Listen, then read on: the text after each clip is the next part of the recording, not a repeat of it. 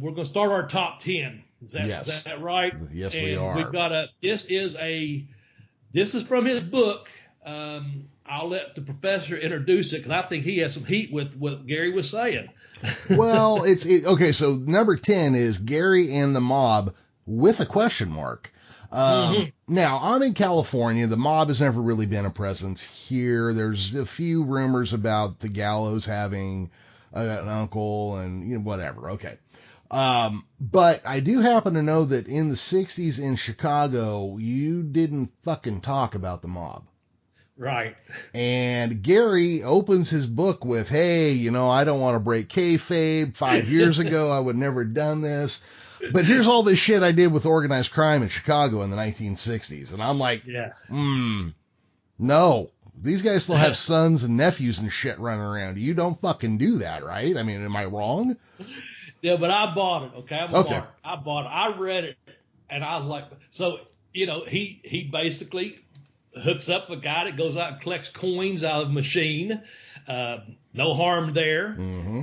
The route keeps getting bigger to where people are bringing money in, and he's starting to catch on what's going on to where certain goods are coming through the back door or coming through the front door and going out the back door. And he starts making a little bit of money, to keep hanging out this guy. And eventually, I think he even said he went to one of the main Chicago syndicate crime bosses' homes.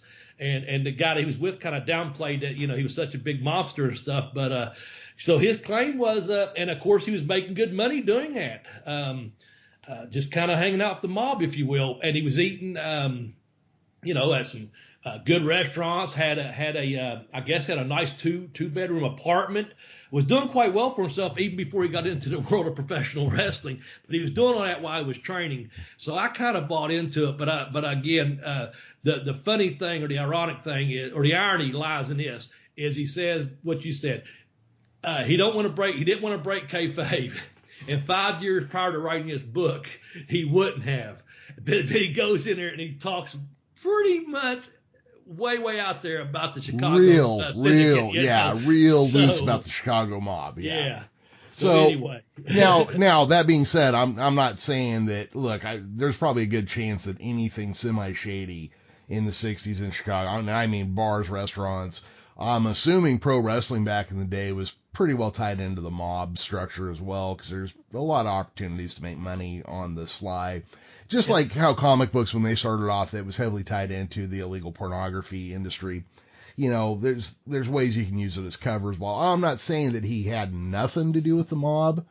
Yeah. But I'm saying he probably wasn't as in the know as maybe the book makes it sound.